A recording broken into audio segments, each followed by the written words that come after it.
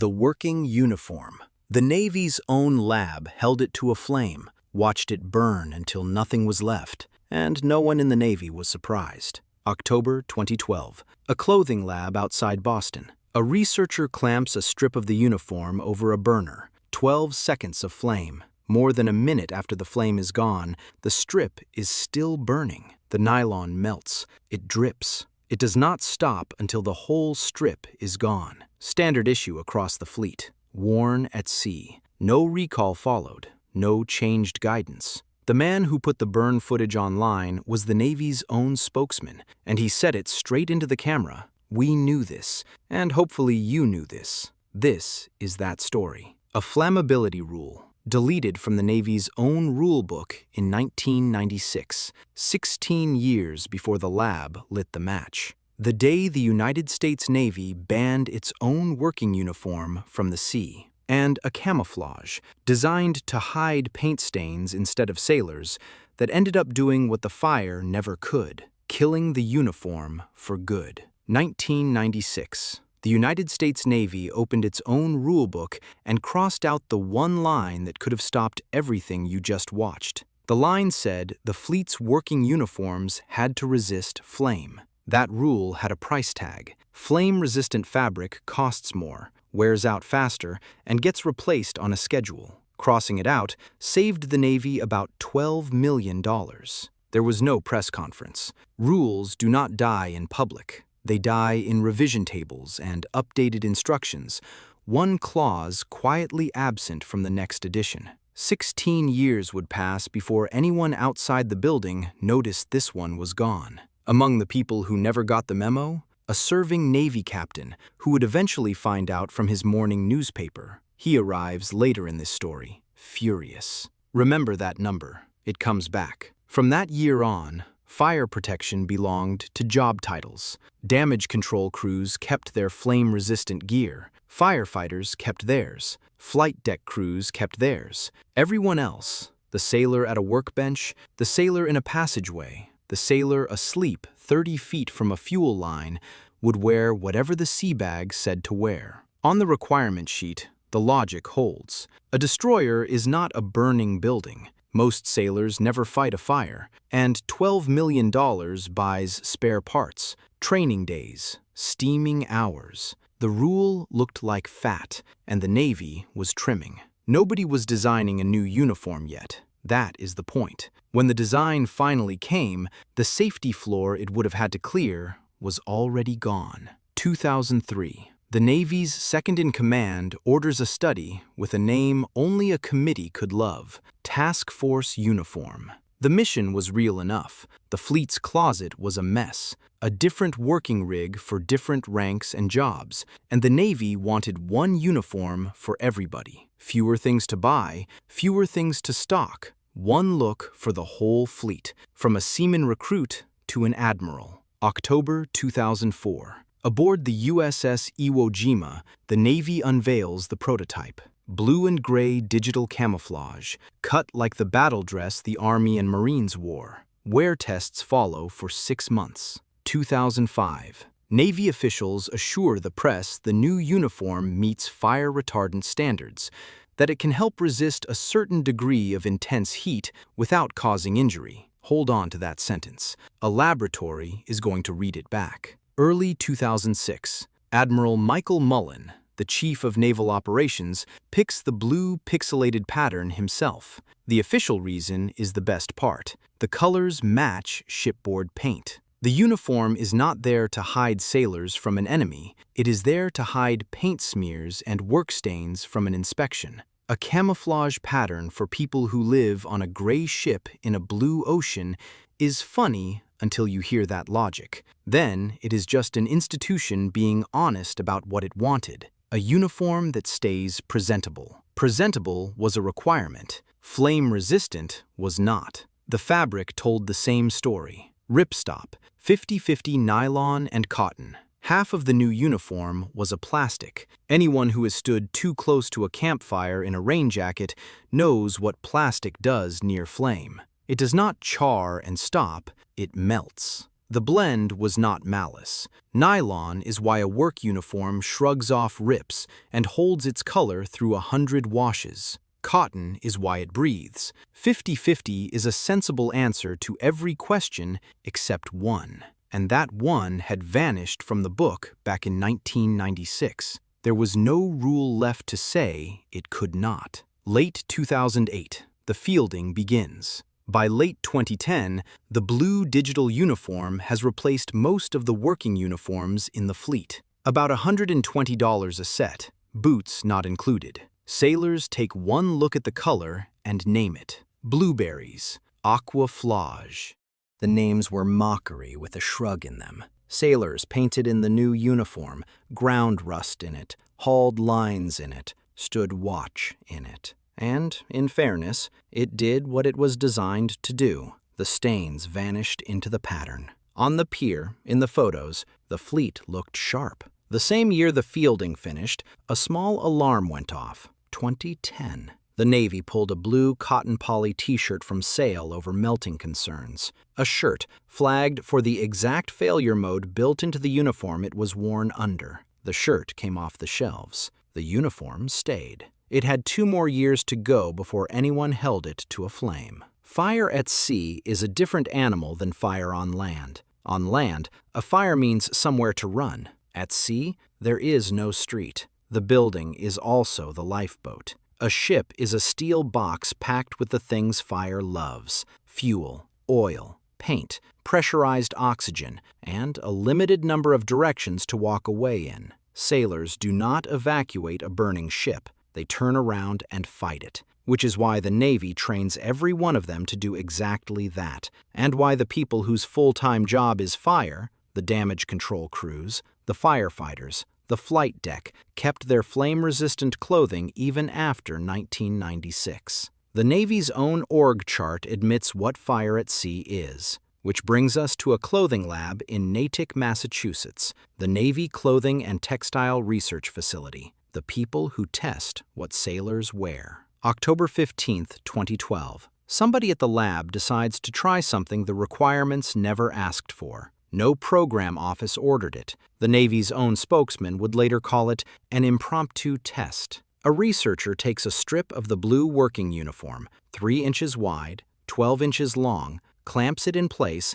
and holds it to a flame for 12 seconds. 12 seconds, about the time it takes to read 2 sentences. The lab measured what a clothing lab measures: how long the fabric keeps flaming after the source is gone, how long it glows, how far the char creeps up the strip. The flame comes away. The fabric does not care. It keeps burning, on its own, for more than a minute. The lab's report writes it down in the flattest language a government building can produce. The material will burn robustly until completely consumed. And, on the samples as a group, all material samples totally consumed by robustly burning flames. Robustly, until completely consumed. There is no after the fire measurement to take because there is no fabric left to measure. It gets worse. The nylon half of the blend does what nylon does. In the report's words, it melts and drips as it burns. And then the sentence that turns a materials test into something else entirely. If this sticky molten material came in contact with skin,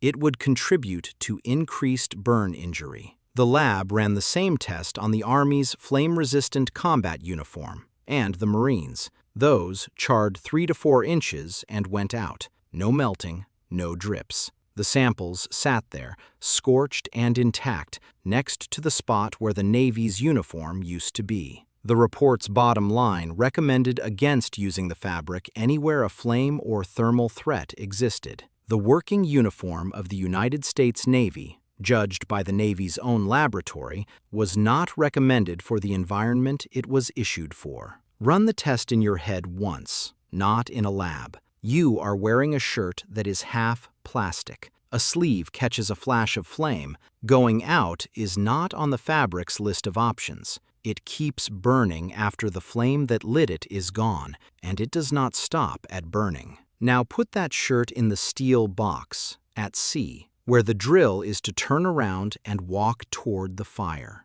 That is what the strip proved in October. For 2 months, the report sat where reports sit. Then, Navy Times got a copy. December 2012, the story published, and it moved through the fleet's social media the way these stories do, sailor to sailor, ship to ship, with the burn video doing the talking. 13 days before Christmas, the commander of U.S. Fleet Forces, Admiral Bill Gortney, messaged his commanders. Informed by this impromptu test, and in coordination with the Uniform Board, he wrote, he and the Pacific Fleet commander would continue to review the requirements for, and the flame-resistant qualities of, working uniforms. Review the requirements. There was one requirement. It had been dead for 16 years. December 12, 2012, Fleet Forces Command. The report was out. The burn video was online. Sailors were sharing it faster than any official channel could have distributed it.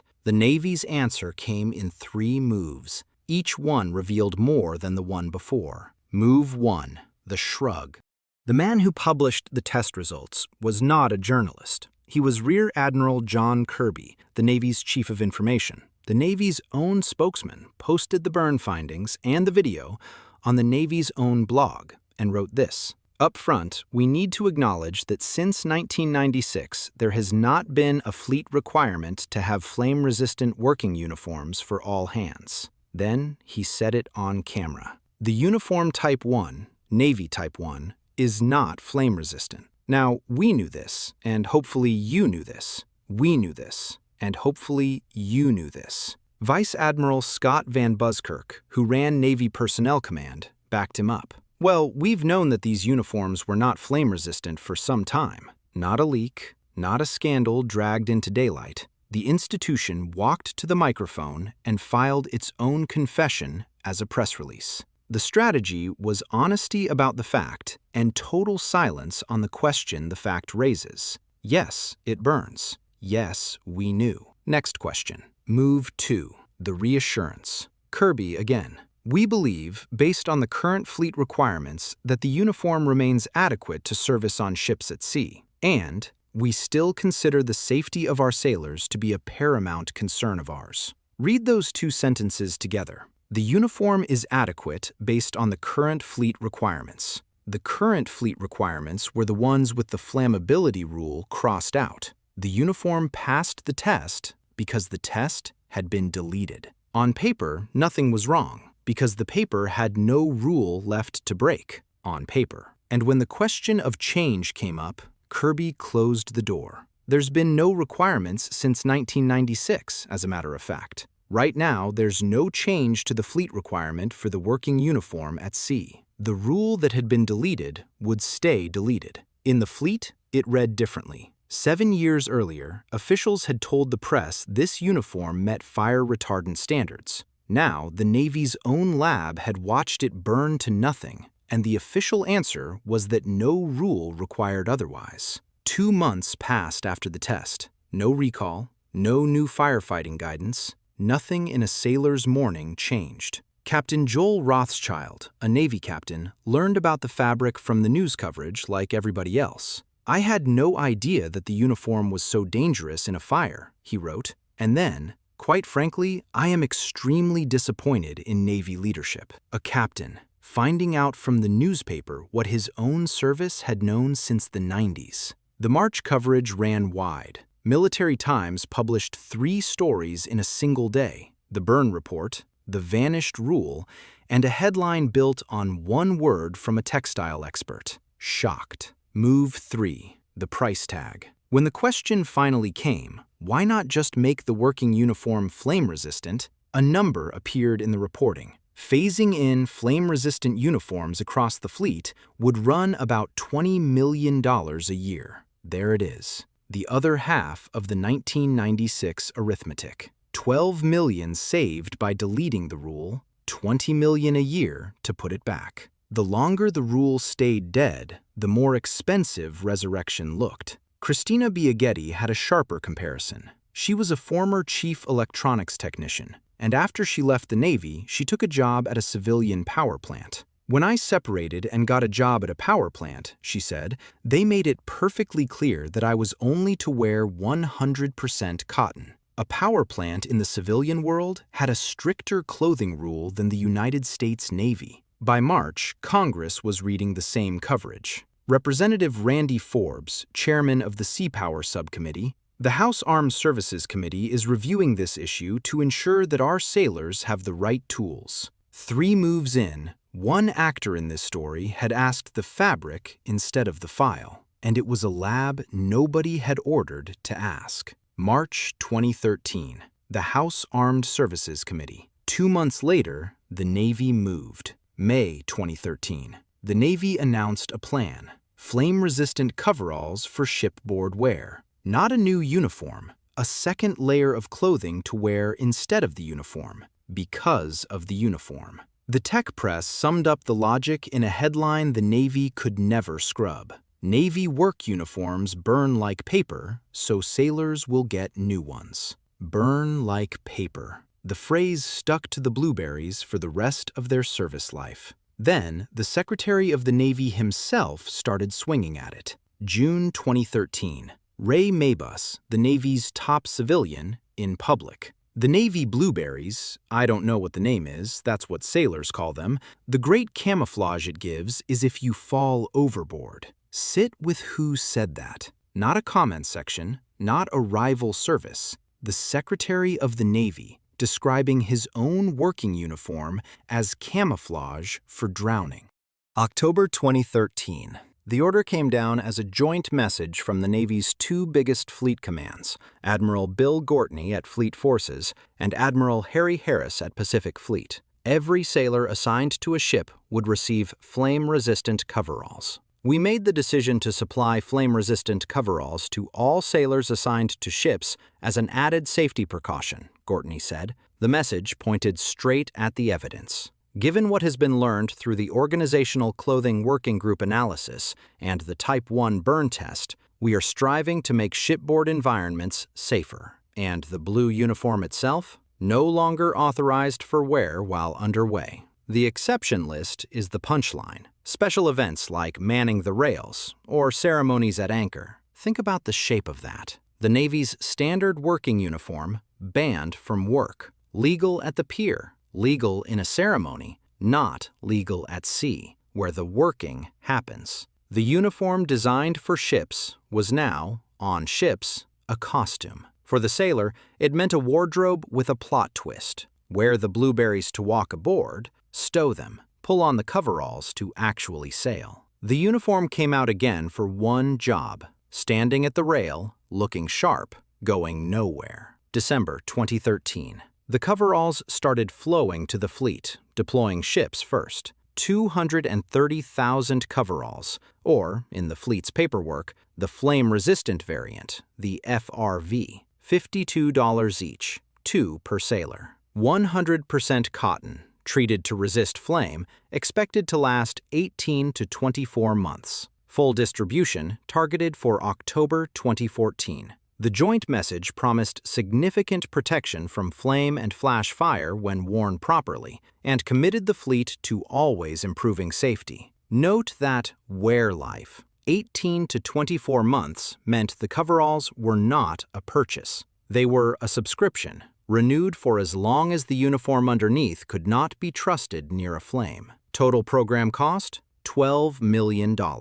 Picture what that meant and where you have heard that number. In 1996, the Navy saved about $12 million by crossing out the flammability rule. In 2013, it spent $12 million on coveralls to protect sailors from the uniform that decision produced. Not the same money, the same amount. And the comparison flatters the Navy, because the $12 million from 1996 was saved once. The coverall subscription keeps renewing, 18 months at a time. The uniform the deletion justified was banned from the sea it was built for. The answer had existed the whole time. It was hanging in the damage control and firefighting lockers, where flame-resistant clothing never stopped being the rule. It usually is. One question has been hanging over this story since the lab. Did anyone actually burn? The Naval Safety Center's records, when reporters checked them, held 0 cases of this uniform melting and harming a sailor. Nothing has surfaced since. That silence is not vindication. The Navy got lucky, and luck was the only requirement left. Here is the strange part. That should have been the death of the Blueberries. It was not. The uniform that could not go to sea stayed in the Navy for 6 more years, ashore, on piers, on bases, in classrooms. And the thing that finally killed the Navy Working Uniform Type 1 was not the fire. It was the camouflage. August 2016, a fleet-wide order. Keep the two events separate, because the record does. The burn test drove the uniform off the ships in 2013. The decision that erased it from the Navy entirely came 3 years later, and it was about almost everything except the fire. August 2016, a fleet-wide order announced the end. The Navy Working Uniform Type 1 would be eliminated, replaced ashore by the green, woodland-patterned Type 3, with the transition starting that October. The Chief of Naval Operations, Admiral John Richardson, could barely pretend to mourn. I think that there are a lot of folks who wouldn't be sad, I guess, if Navy Working Uniform Type 1 went away. His stated mission was bigger than one uniform. Let's take a look at the whole sea bag and see if we can't make it a little bit more sensical. The Navy's personnel chief, Vice Admiral Robert Burke, explained what sailors had actually asked for. Our sailors want uniforms that are comfortable. They want them to be lightweight and breathable, and ultimately, they want fewer of them. And the practical win? Importantly, it gets us back to one working uniform, instead of the 2 versions that we have out there right now. Comfortable, lightweight, breathable, fewer. 4 words about fabric and closet space. 0 words about flame. The flammability problem had been handled with $52 coveralls. What killed the uniform was that sailors could not stand wearing it, and the institution had stopped defending it. The bill for the whole ARC was now public. $224 million to develop the blue uniform, $180 million more, spread over 5 years, to replace it with the green one. $400 million spent to arrive back at a working uniform that worked. Not every sailor cheered. Under Navy Times coverage, the comment section held a wake. They were easy to maintain, easy to prep. They actually looked like a military uniform, wrote one sailor. Another was tired in a different way. Great, another uniform change, just in time for another uniform change. Somewhere, an old-timer lit a candle for dungarees.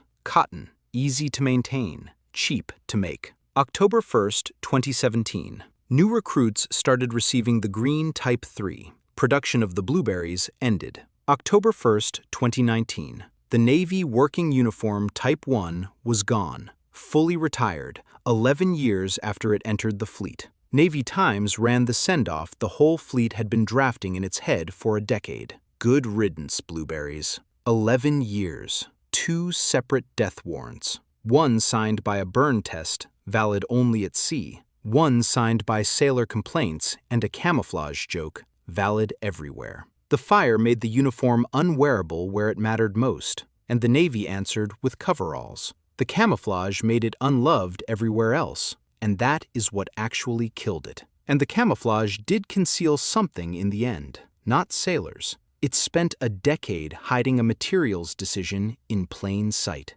The uniform that burned like paper died of embarrassment. Go back to the strip of fabric in that Massachusetts lab, 3 inches by 12. 12 seconds under a flame, it did not survive. For 16 years, the paperwork said, the uniform was fine. The requirement sheet said so, because the requirement was gone. The 2005 assurances said so. 1 strip of cloth, in a test nobody ordered, disagreed in under a minute. The strip was right. The paperwork was wrong. The Navy got rid of the uniform, slowly, expensively, in 2 separate funerals. But look at what each fix actually fixed. The coveralls fixed the symptom at sea. The green Type 3 fixed the complaints ashore. The Navy fixed the wardrobe. It never fixed the habit that sewed it. Delete the rule first, buy the workaround later. That habit did not retire in 2019.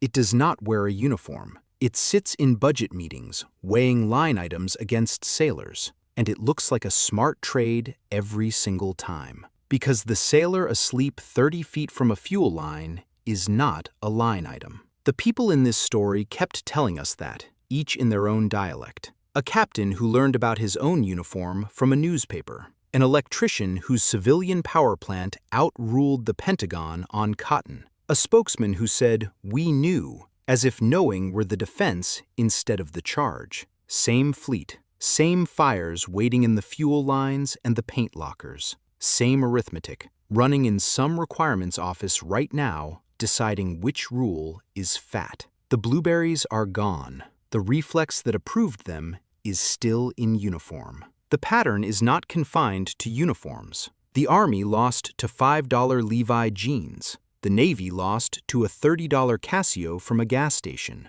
Navy SEALs went to war in $60 Converse sneakers. Different gear, different wars. The same institutional architecture. The full collection is in the playlist on your screen. If this made you want to go deeper, the 2 books that shaped this video are linked in the description. And so is the vault where I keep the full script research and everything that didn't make the final cut. Subscribe for more.